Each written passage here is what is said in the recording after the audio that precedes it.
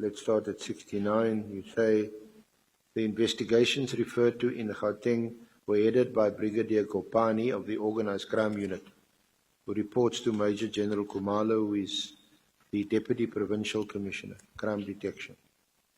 I was aware that Lieutenant General Kumalo of the PKTT was also part of the investigating team, but the investigations were headed by organised crime. Please assist me to get the page. Where? Page 23 of your statement. Page 23.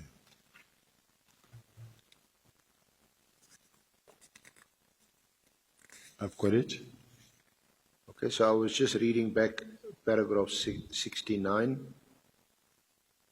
You want me to repeat it? Yes, the investigations referred to in Gauteng were headed by Brigadier Kopani of the Organised Crime Unit, who reports to Major General Kumalo, who is the Deputy Provincial Commissioner, Crime Detection. I was aware that Lieutenant General Kumalo of the PKTT was also part of the investigating team, but the investigation were headed by organised crime. Now, so you can read the next paragraph too? I was not aware that the Gauteng Organised Crime Unit made a request to the PKTT for assistance to investigate and dismantle the organized crime syndicate operating in their country, and which is said to be controlled in Gauteng province. I was also not aware that Lieutenant General Mkhwanazi deployed members of the PKTT to support the Gauteng Organised Crime Unit. Now, personally, members, I want to believe that this thing of saying we are sending PKTT to assist members in Gauteng of the cartel against the cartels that is operating in Gauteng, it's not true. It's not correct. It's not true completely. What is happening here? It is something that was actually planned, carefully planned, to be able to fight to fight and defy the instruction of disbandment of the PKTT, because these cases were really running.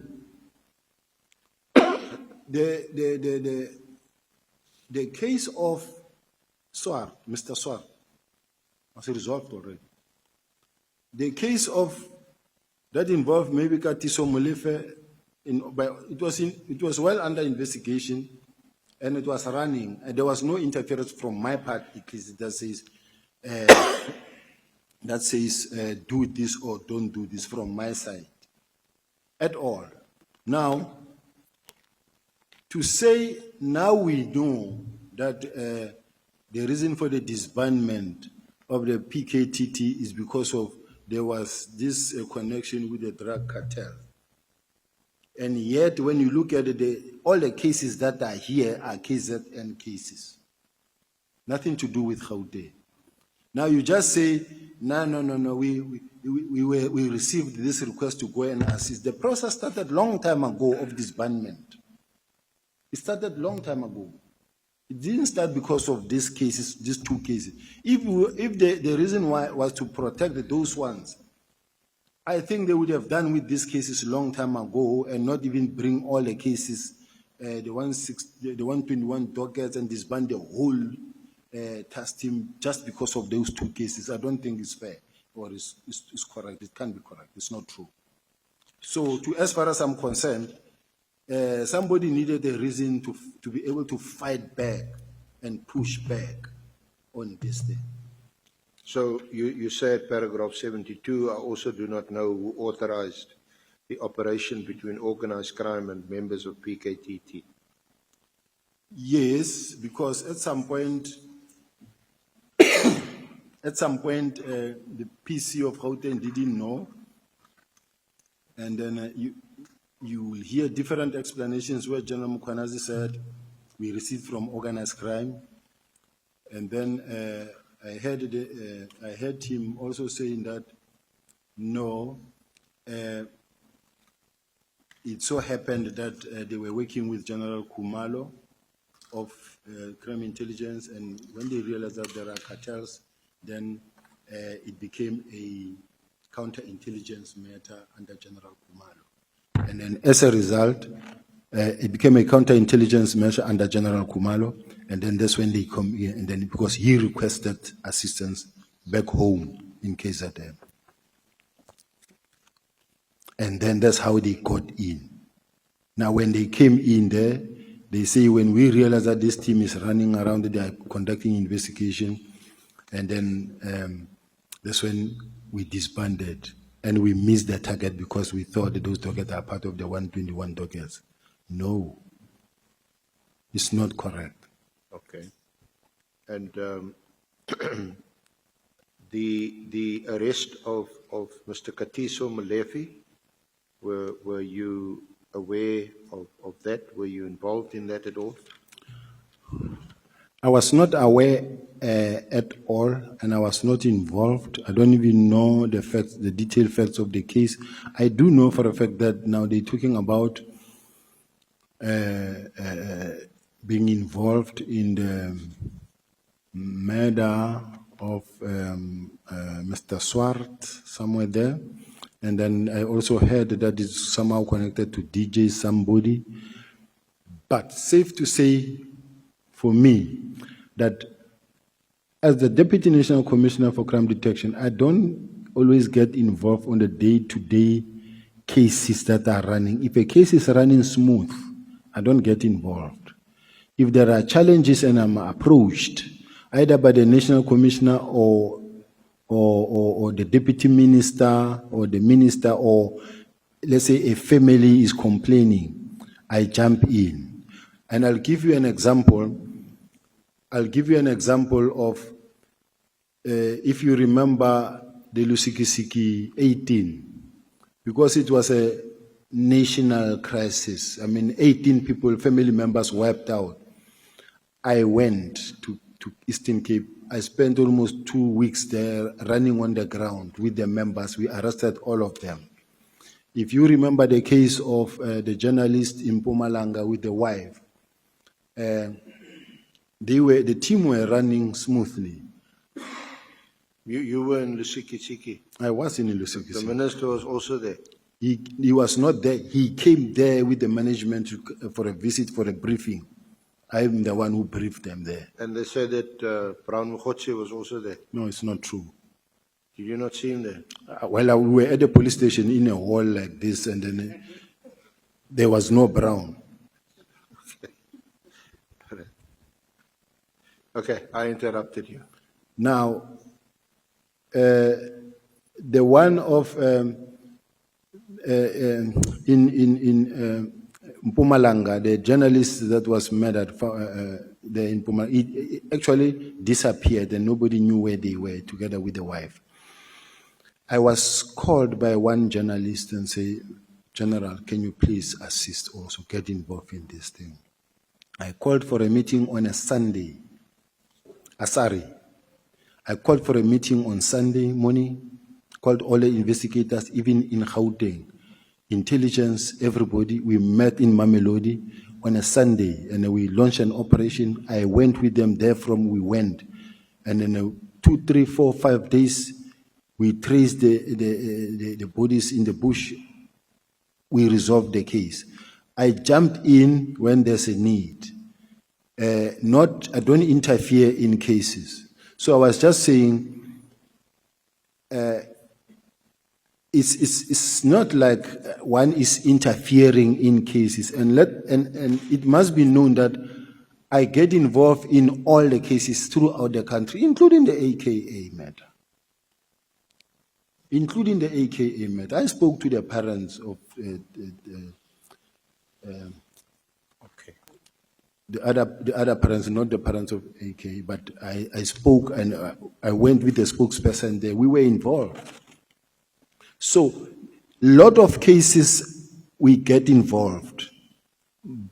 We're not interfering. But it shouldn't be that when it suits somebody, because somebody showed interest in a particular matter. No, he showed interest because he wanted to do 1, 2, 3, 4. It's my job to get involved in nationally in all the cases.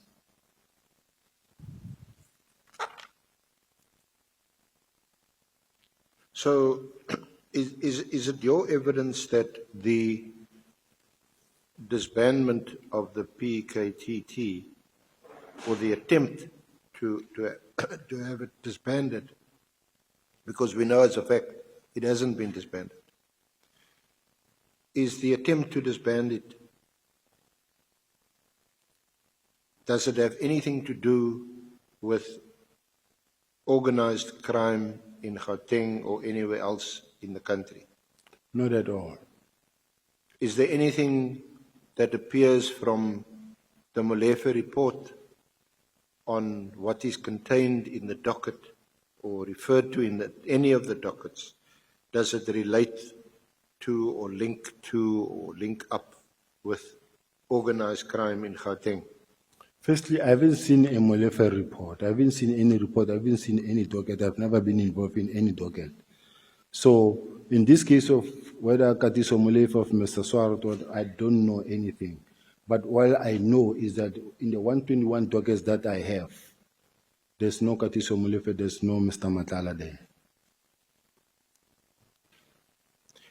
The only thing that I must mention, though, is that what I know is at some point I got a complaint from Forensic Science Laboratory. It was the general responsible for the component there to say members of the PKTT went and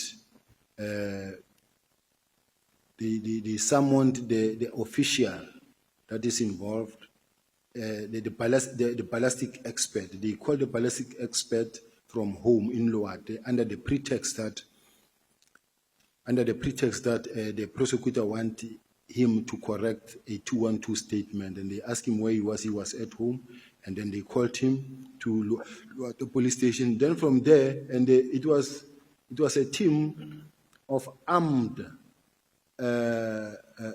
some in camouflage uniform and some in your NIU uniform.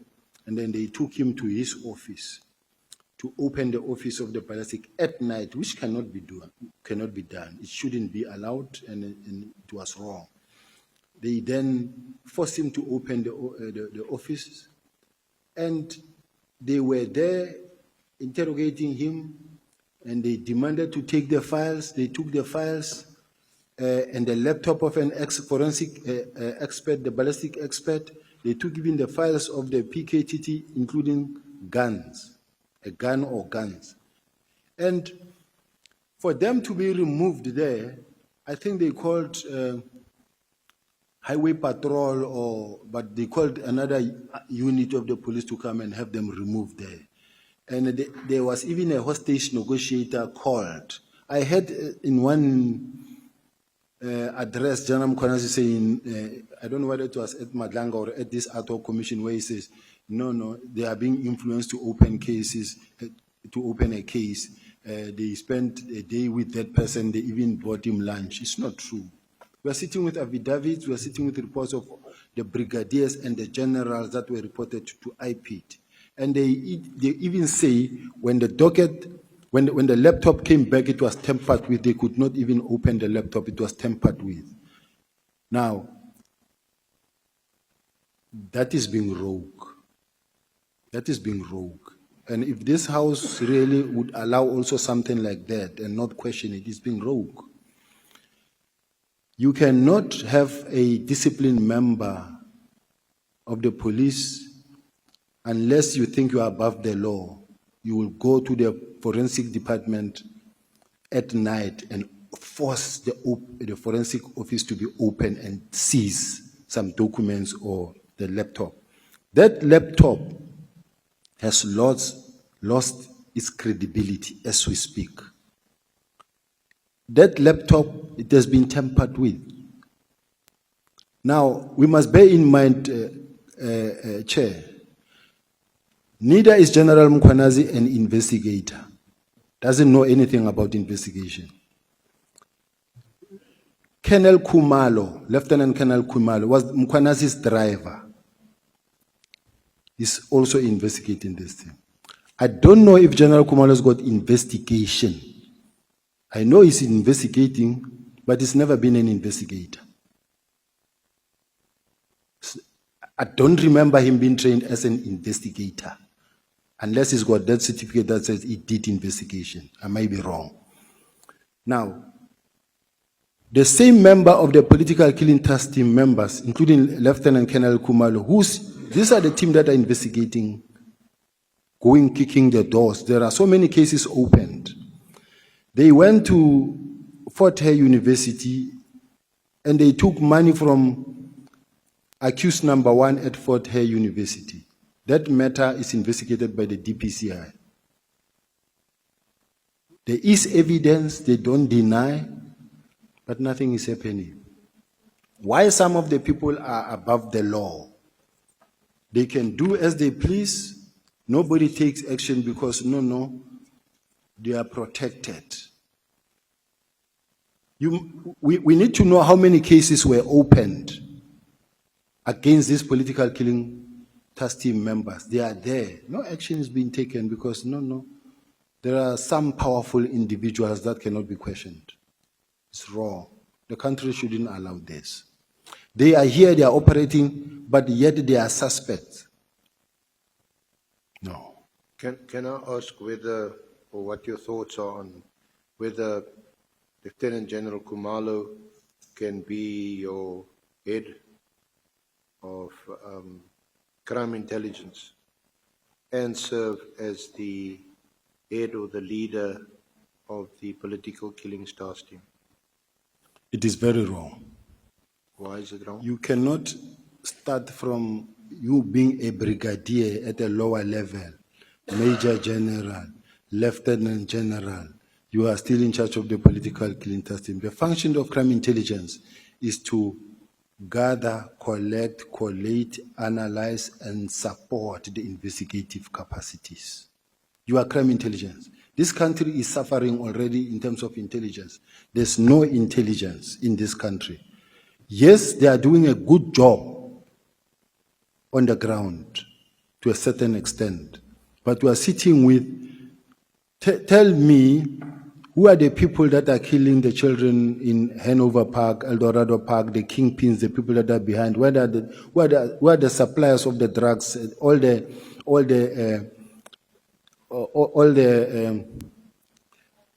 firearms, the proliferation of firearms? Who is behind the cash in transit? Where do they cook these drugs? The clandestine laboratories. We've got a number of criminal activities that are taking place. The hitmen that are all over from KZN, that are being supplied by KZN into the country as a whole. Let us be able to contain this issue. Crime intelligence needs to be able to tell us who's behind the touching of the trucks. Where are the people? So that we don't have a repeat of all this. So counterintelligence is struggling as we speak. And there's so much that they can still do, yet its leader is busy running around also conducting investigations. It's wrong. If you are in intelligence, be in intelligence, don't be seen anywhere, and focus on intelligence. Senior Counsel, before you continue, I must take some notes here. General, you mentioned names of your colleagues who you say they went to collect money from a suspect. Yes, they did. In Fort Hare. In Fort Hare, accused number 1, hotels were paid for them, they were bought clothes, they were rented vehicles, and the money was deposited into their bank account. I'm saying something that exists, that is there. And who did you say are those colleagues of yours? PKTT members. And I listened to when Judge Madlanga was asking the National Committee. I don't want you to elaborate. It's just a clarity seeking.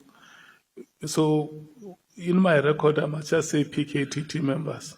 Yes, I can mention names if there's a need, but in this case, I'm quite sure about what I'm talking about. These are the same members who went and kicked the doors at forensic and seized their laptop. These are not trained detectives.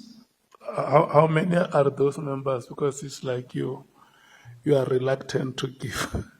How many are those members that you implicate in this bribery? I have statements, I have reports, but they may be between 6 and 10. Okay. And then the last, did I hear you properly when you say there is no crime intelligence in this country? There is, but it can do better. No, just to check if I properly captured that statement. Did you say there is no crime intelligence in this country which will be knowing who is committing these criminal activities, the hitmen, this and that? Chair, many of the operations that we see happening, like your crash in transit, they are there. They give information, but there's still a lot that can improve or where we are not winning the fight at all. And that is where I believe that crime intelligence should actually, that is why there was a meeting where the minister at some point wanted to know who's behind the drugs, the drug lord, the drug cartels, who's behind the proliferation of firearms, who's killing people in these gang-infested areas, in all these areas. We need that kind of intelligence. Who are the kingpins behind the extortions? So you, essentially, even if you may not repeat that statement, you are just saying that where you stand, you are unhappy with the progress that is being made. Yes. Okay, yeah, I think I just wanted to understand that, but I see there are two honorable members who have, or three. It will be Honorable Skosana, Honorable James, Honorable Ngola, in that order. Thank you, Chair, once again. I think the clarity is not yet clear from the General, because what I've noted as well is that the General said there's no crime intelligence in this country. Now, I just want to capture, because I don't want to, when we start tomorrow, then it's like we are misleading the witness on the day. So this clarity, it doesn't come up clean, General. I think when you said there's no crime intelligence, do you really mean that there's no crime intelligence in the country, or something else? Because what you said on record is that in this country there's no crime intelligence. I thank you, Chair. Look, Chair, literally speaking, I don't say there is no crime intelligence. They don't exist. They exist, but there has been instances even where General Mkhwanazi himself is saying that in KZN and there's no crime intelligence really that is giving satisfactory performance there, because you have a lot that is going on. There were instances where you find that there is cash in transit, sometimes 2, 3, 4 times in a day, even in the Eastern Cape. Yes, now we say we need crime intelligence that will, immediately after crime has been committed, that day, that week, we need to already know who's involved. This is the crime intelligence that we are looking for, that is proactive many a times, that will know things before they happen sometimes, because they've got informers on the ground, they will know what is going on. I don't necessarily mean that there is no crime intelligence. And if this is what it meant, or how it was understood, Chair, let me withdraw it now, at this point in time.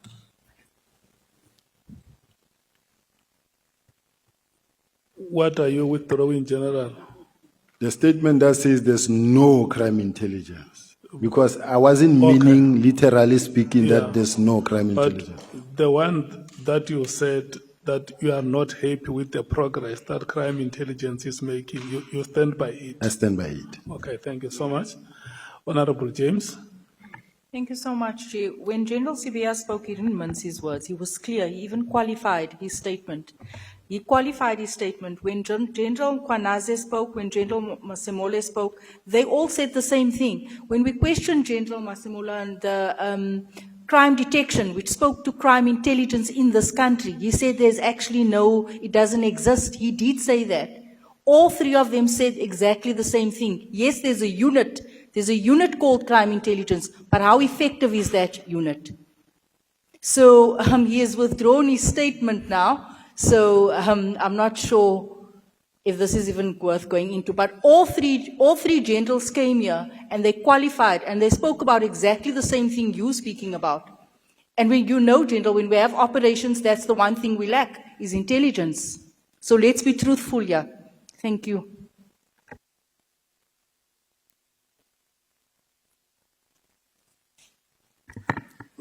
So, Honorable James, you want him to restate? I don't know what to say because he withdrew. He says, where I stand, I'm not happy with the progress that crime intelligence is. I don't know what to say, Chair, because he said there's no crime intelligence. But he qualified it by making examples, which I agree to. And I also reflected on the statements made by General Mkwanazi as well as Masemola. But then he went and he withdrew it. So my input was based on what he said. Okay. Thank you, Chair. Thank you. Honorable Sol, is your hand up? Yes, sir. Okay, can I check who else want to speak so that we take the honorable members and we hand over to the senior counsel? So if your hand is up, Honorable Sol, No, Chair. it will be Honorable Ngola and then yourself. So those are the last hands of members that I'm taking. And it's now 21 hour 52. So at some point around 10 o'clock, we should be starting to prepare ourselves for the fifth round. No, thanks, Chair. Let's take it as withdrawn, that statement. It's fine. The second thing, Chair, which I think emanates from your first question. We are running an inquisitorial process here. And we are due to make an analysis of whether or not there's a necessity for us to do a second batch of witnesses. And at the center of the terms of reference of that committee is interference in the police service. Now, I don't think we should take the evidence of they and them as it is. General Sibiya must tell us who went to Forte by name, who went to Forte to solicit money or bribes or however you term it. From who is this accused number one? We may not be familiar about the details of the case. How much was solicited? I think we need that detail to be registered and recorded. Thanks. Do you want him to say it now or can he submit to? He can submit, Chair. Okay. He can submit, it's fine. Either way, General Sibiya, if you feel you may want to write that list, you said about 6 to 10. So the understanding is that 6 is the minimum number of names we can get. So if at some point during the proceedings you feel like you may want to list the names, you can just say, Chair, I think I want to give you the names. Or if you want to submit a list, you will indicate and say, no, we will send you that list. Whatever way is comfortable, gives you comfort. I think we are fine. Honorable Souls. No, Chair, I just wanted to say that not all of us understood the general to say that there's no crime intelligence. My interpretation of what the general was saying was that it can do better. Because how the question came about, SC asked the general, does he think it's a good idea for General Kumalo to be the head of PKTT and crime intelligence? He then responded and said, no, it's not a good idea. Why? Because his focus is split. And as a result of the split focus, crime intelligence as a division is suffering. That's how I understood it. So I just wanted to state for the record, not all of us interpreted it in that way. Thanks, Chair. So is that what you said, General Sibiya, that we are not convinced that it's ideal for General Khumalo to be head of crime intelligence? It's very wrong to have him, to have his feet both in the investigation and in intelligence. He cannot be. If you are it's the first time also it happens like that. All the previous intelligence heads have never been running investigations and also running intelligence. You conduct investigation and you're not only focusing on political killing. You choose cases that you want to focus on. You want to go to Forte, you go take. Forte is not a PKTT. There are other then they bring in traditional leaders cases, but in other areas in the country they don't go. I just read about the one in Mpumalanga. Many cases of political killing testing, they are not involved. I can still mention the one of IFP who was killed 2-3 months ago. The IFP council, it was I think member of parliament was killed, but. Yeah, I think what the member wants to understand, when you say it's not ideal, and now you emphasize it, that it's very wrong. Are you saying it in terms of his abilities or in terms of division of labor? Because at some point you said, I think you made a statement like he was somebody's driver. No, and that he knows nothing about investigation. So if we can just understand that proper, when you say it's very wrong to have him as head of intelligence, is it wrong because of his abilities? Is there a mismatch? Or is it wrong because the focus must be on one field and it's like there is a combination? First, let's get it right, Chair. When I talk about the driver, there is a Lieutenant Colonel Khumalo. Oh, okay. And there is Major General Khumalo who's in Gauteng. And there is Divisional Commissioner Khumalo, who's the Divisional Commissioner of Crime Intelligence. So, I say, if you are the head of intelligence, that's the position that you must take serious. You're carrying the country's intelligence. Your line of approach, your line of work and operations is to focus on intelligence work and support the country on intelligence work. But let the investigators investigate. Let us intelligence people gather, collect and collate and supply. That is the difference. Chair, I do have information in relation to the corruption at the University of Fort Hare, but I'm not so sure whether this is something that I can just end without reading the names, unless I'm forced to by the council, by this house. I will do that, but I do have it. Look, I can check with you. Is there anything that prevents you from listing the names? You see, Councillor, or is it possible for you to submit the list? I think it's best to submit it. It's better when we submit it rather than really trying to create drama like some are doing it. I don't think it's necessary to be mentioning people's name like this. Okay. Honorable Skosana.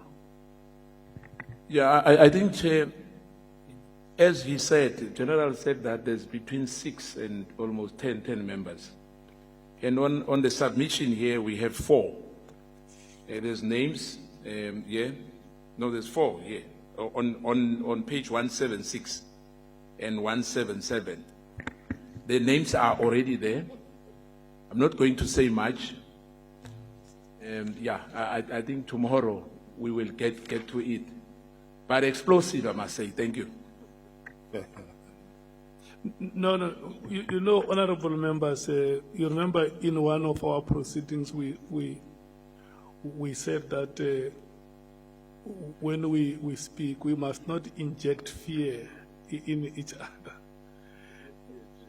No, Honorable Skosana, you know, when you say no tomorrow, but explosive, I don't think that that is the right way to use.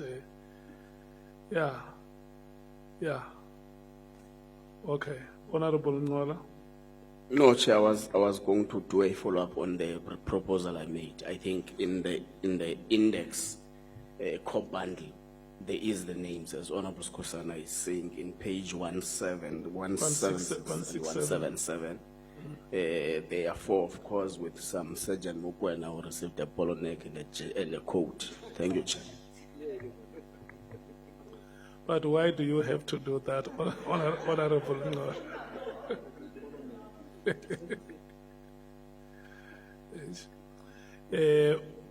Senior Counsel, when we broke earlier, I said we should come back at 8. And so we came back at 20:10. So now it's 22 hours. We are going to break at 10 minutes after 22 hours. So you have 10 minutes now to do that which was left, and then we will break and come back.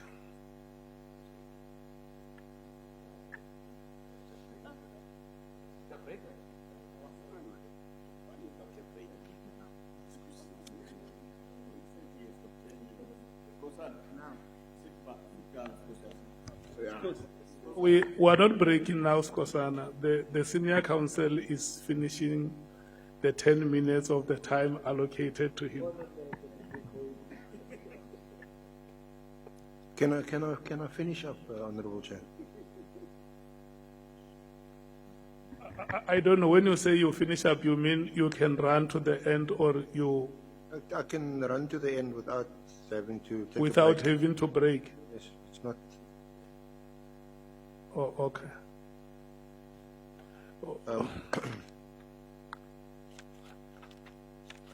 General Sibiya,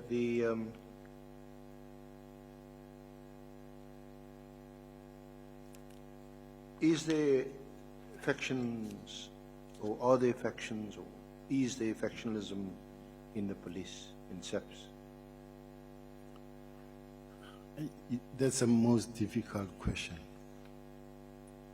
But looking at how things are at this point in time,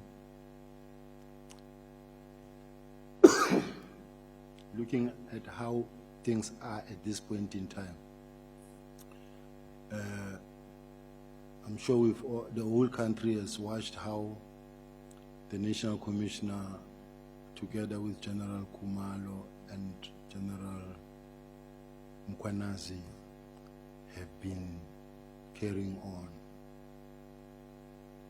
You can see that General Masemola, firstly, General Kumalo and other team members were arrested by IDEC. I didn't know the reason why they were arrested. I was not even part of the whole thing. But I know that that angered General Mkwanazi and General Masemola to an extent that they reacted to this arrest. And unfortunately, a newspaper article came. Unfortunately, the newspaper article then suggested that the National Commissioner will be arrested next week. And as a result, the next thing what happened, for the whole week, he was not actually that much active because we could not see him. We were the one attending the meetings. And I heard General Mkwanazi last week here in this committee saying the National Commissioner was at the doorstep of being arrested. And that's why they had to do what they did. So, which confirmed the fact that that was a preemptive strike. But what I want to say is that is there a faction it is for this committee to decide. But what I want to put on the table then is that, let's take for an example, there is these members of crime intelligence who were arrested. The National Commissioner appoints General Particular in the Western Cape to conduct an investigation. Then I get suspended. The National Commissioner appoints Particular to investigate. I get suspended on issues related to issues that affect General Khumalo. He appoints the same General Particular to investigate. The National Commissioner, there is an investigation that is being conducted apparently where from the Public Service Commission they're investigating the appointment of Major General Sebola, who is in the office of the National Commissioner. The National Commissioner still appoint, I'm told, is same General Sebola, who clears this investigation of General Sebola, saying that the National Commissioner can appoint whoever he wants to appoint and that they must condone. I don't have that report, I'm not sure. The National Commissioner, after Khumalos were arrested, he clears them within 2 weeks, their investigation is cleared. There is an investigation that is running by IPID that involves one of the lieutenant generals, the Deputy National Commissioner at IPID. I'm also told that this investigation, the internal investigation, has quickly been completed and cleared. I know IPID is still running, but internally they are cleared. In my case, I was not under investigation by any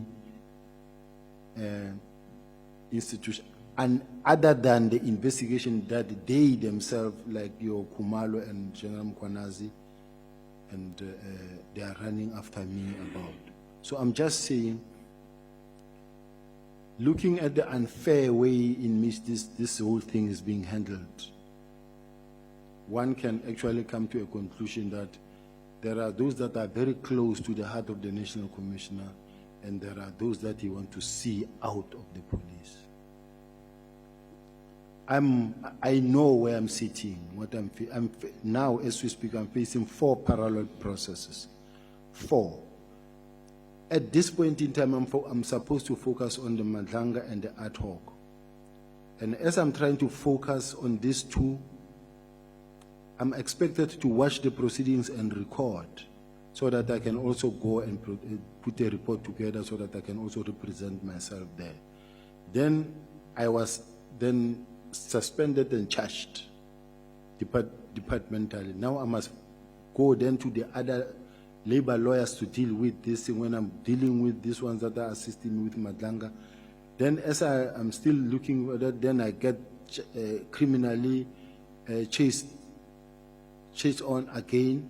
So now I must now look for the lawyer for the criminal, because each and every environment that has got its own expertise. Now I'm facing with 4 processes.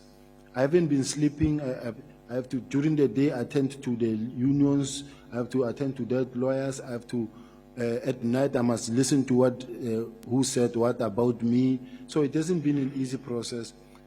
Now, before I left, before the National Commissioner suspended me, after the arrest of General Khumalo, he calls me.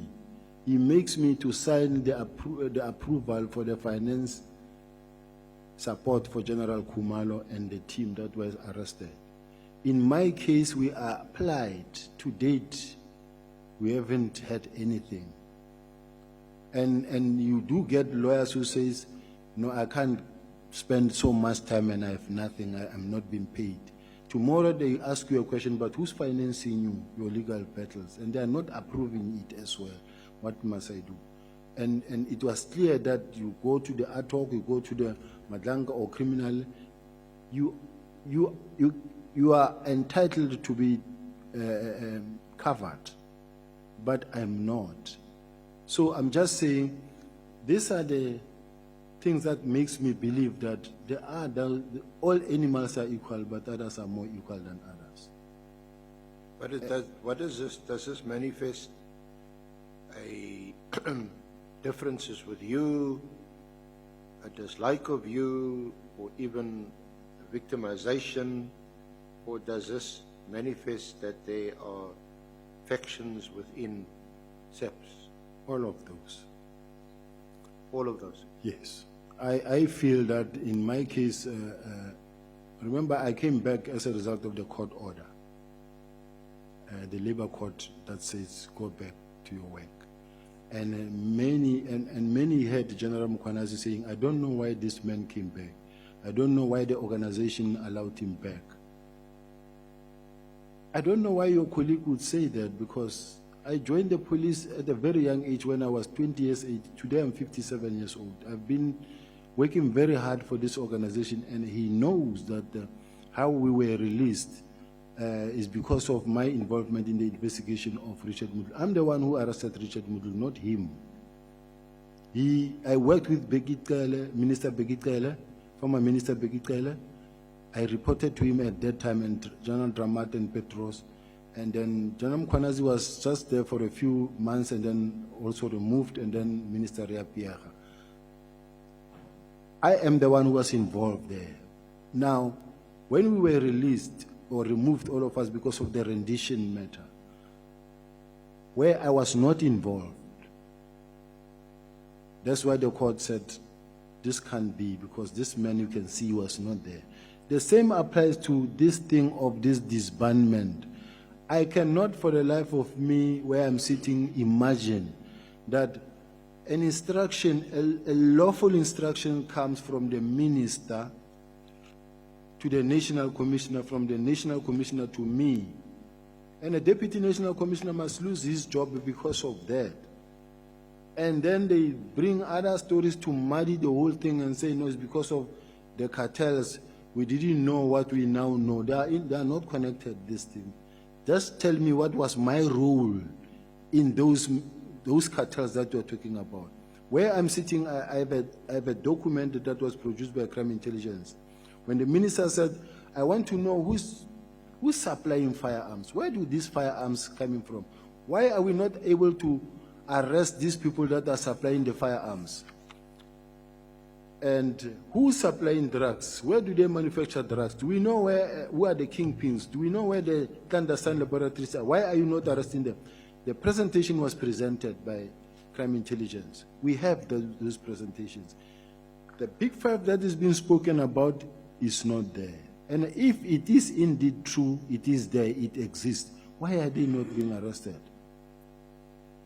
For drugs or for whatever reasons it may be.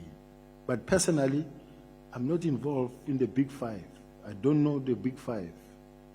So I'm just saying, you ask a simple question, are there cartels or are there factionalism in the South African Police Service? I'm tempted to say yes, but I think it's better left to this committee to look at what is happening after our presentation and decide on that statement. Well, you said at paragraph 110 of your statement on page 34, I do not believe that SAPS is plagued with factionalism. Why did I say? Which one? Which paragraph? At paragraph 110 on page 34. That's exactly what I said. That's what you said? Yes, I said I do not believe that SAPS is plagued with factionalism. However, I will make oral submission when I appear in front of the committee on some observations. Yeah, so you've spoken about... Those observations are the ones that I was talking about now. Yes. Yes. Kumalo, and then you related, it's all in paragraphs from 108 through to paragraph 115. You describe your relationship with Lieutenant General Mkhwanazi, with Kumalo, and then with the National Commissioner. Logically speaking, Chair, if you are the accounting officer of an organization and a senior member is charged in terms of the MFMA or PFMA, you are expected to act, and especially if it involves finances, you are expected to act.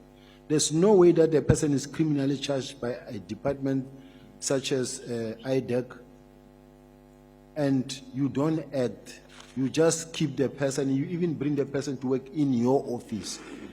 You defying logic there. There's no way that a person who's been charged by the criminal court of law, charged for corruption or for whatever they've been charged for, you can't keep the person. You must say to the person, now that you've been charged, we suggest that maybe perhaps you should go stay at home and then clear your name and then come back. Not to quickly, within 2 weeks, even conduct an investigation that clears them, and then they continue to run as normal as possible, yet they are facing criminal cases. In my case, everybody, you are making it clear to the whole world that you are pushing me out. You want to see me out. And you are even embarrassing me. You send him, I'm the Deputy National Commissioner, you send in the Special Task Force, junior members that I've been working with to come and harass me at my house. It's not fair. Let me not say too much, Chair. Yeah, sometimes you shouldn't. Can I just ask you lastly, do you know any of the deputy ministers? Yes, I know them. Both? Both of them. Deputy Minister Matale and Dr. Boshelo? Yes. You probably know Deputy Minister Matale better because he was the deputy also to former Minister Cele. Yes, but I know them equally the same because it's not like I meet them every day. What is your relationship with them? No relationship whatsoever. It's a professional relationship. They are the deputy ministers of the organization. Have you ever exchanged WhatsApps with either of them? I have exchanged many WhatsApp messages with all of them. And but that what was spoken about the last time that involved I forgot the name. Please remind me if you have it because I know where you are going, Council. Let me put it this way. That is not my language to call someone a Keida Makubela or something like that. Can we read it? But that message, unless it's a message that was sent to me by somebody and I forward to the either Inspector General or to Deputy Minister Matal, I don't remember, I don't know. But I'm not the author of that WhatsApp message because that's not my language. Do you want me to read it to you? Please. Good afternoon, DM. Is that for Deputy Minister or for Yes. Deputy Minister Matale? Yes. Deputy Minister. Which one? DM is Deputy Minister. So it could be either Matale or Boshelo. Yes. Please note the following. Please? No, I'm reading, I'm back quoting you the WhatsApp. It says, please note the following. 1, a source has indicated that CI, that's Crime Intelligence, has procured new spyware equipment to the value of 13 million rands over the past weekend. The equipment was sourced from China and did not follow the normal processes, e.g., minister needs to sign for anything more than 10 million. Then my suggestions that we should commit the National Commissioner to this. He needs to come out and say whether he knows about it or not. If not, he must investigate. If yes, why is the minister not informed? But then it goes on.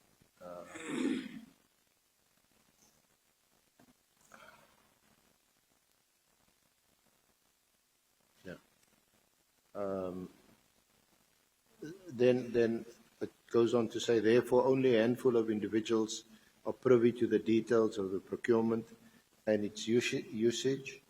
They include the current DivCom, the Secret Service account head, the supply chain head, and a tech specialist. It is believed that the usage of said equipment will be for political purposes, targeting ANC leadership. DM comments. DM should take note of the above and exercise vigilance with any type of electronic communication such as cell phones, emails, etc.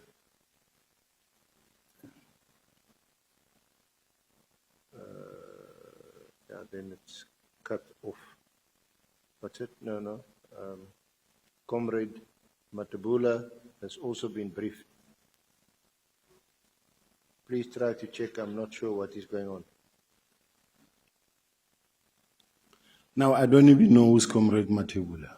And I don't talk the language of Comrade Matebula or what, or the ANC. I'm not involved in politics. So this one, be rest assured, Chair and the House, I don't take responsibility for that message, and I actually deny it with the contempt it deserves. I at all, I don't associate myself in that type of writing, and I don't accept it at all.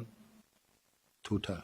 So now that has your electronic equipment been seized? You handed it over? It's been seized? It was seized now, and then they're still waiting for this one that I'm having now, but I must still go and hand over. You're still sitting? Can we still sitting with your cell get closer to the microphone, Senior Counsel? You're still sitting with your cell phone? Yes. So you must still hand that over? And they're waiting for it. As soon as I land, they want it. Okay. So you're pretty confident that this WhatsApp is not going to be downloaded? They won't download it, not in me. But remember, this is crime intelligence. Anything is possible. But it's not my language, Chair. I'm not a comrade, and I don't know who Comrade Matebula is. And I've never circulated anything that speaks about to do this for that for the ANC. Just when you begin to talk about the comrade, and I spoke to Comrade so-and-so, and no, take me out of that. So I'm saying I reject it. Even if they can show it to me, I'll reject it. Thank you, General Sibiya. Thank you for your patience and your cooperation and your stamina. No, the last thing that I wanted to just confirm, Chair, may I say that I worked well with the National Commissioner. And when you look at my performance contract, and I wish we can go to my performance contract, which page? The National Commissioner assessed me, and has been assessing me 301. The National Commissioner has been assessing me very well. He said I'm competent.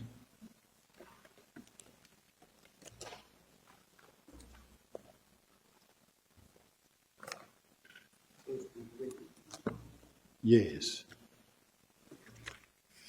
Now, when you go to 302, you can see that I gave myself the self-rating of competent, and the supervisor also rated me competent, and the agreed rating is competent, all of them. And then you can see the date is 2025-04-04. And I was also informed by the office that manages the performance of the detectives, that says to me, in terms of the performance index of the detectives, it has improved since I joined. In April 2023, it was the rate was at 44.41, and the grading was at 2, and the rating was D, and that is that of the at head office. Now, when you look at as it goes down, it improves from the first one, April 2023, and you can see January 2024, it was at 63, and then at annual, it is 53.84. You turn the page, you will see that in April 2024, it's at 65. In May, 65.95. When you go to semester one, quarter two, semester one, it was at 71%. In October 2024, it was at 74%. On the 10th month, my performance, the performance index of the detectives is at 7402. And that was also even confirmed by General Rabi in a meeting that the detectives seem to be doing very well, and the performance has never been where it is now for many years. Now, I'm just saying the relationship between myself and the National Commissioner, even when you look at from between January to the 4th of July, we were working well with the National Commissioner. I've been with him, going with him to places. He's been sending me in all important meetings. I've been chairing the all important meetings, including the Board of Commissioners. I have been acting also as the National Commissioner. To me, to hear that the National Commissioner has always been believing that I am involved with the drug cartels, that is beyond me. So I'm just saying, I do know that I've been at some point called by the media houses, sometimes media people who says they want answers from me, and then I said, okay, what is in connection with? They say, can we meet? And then I meet, and I listen to them. They say, do you know that they say you are about to be arrested? And say, arrested, but what for? They say you are involved in cash in transit and in drugs. I'm every day with the National Commissioner or with the Minister. I'm all over throughout the country. I don't have time to go to meet some drug lords somewhere and start engaging in the operations such as those. So I'm just saying that I don't commit crime. I'm not involved in crime. It is unfortunate that at this point in time I'm faced with the situation that I'm faced with.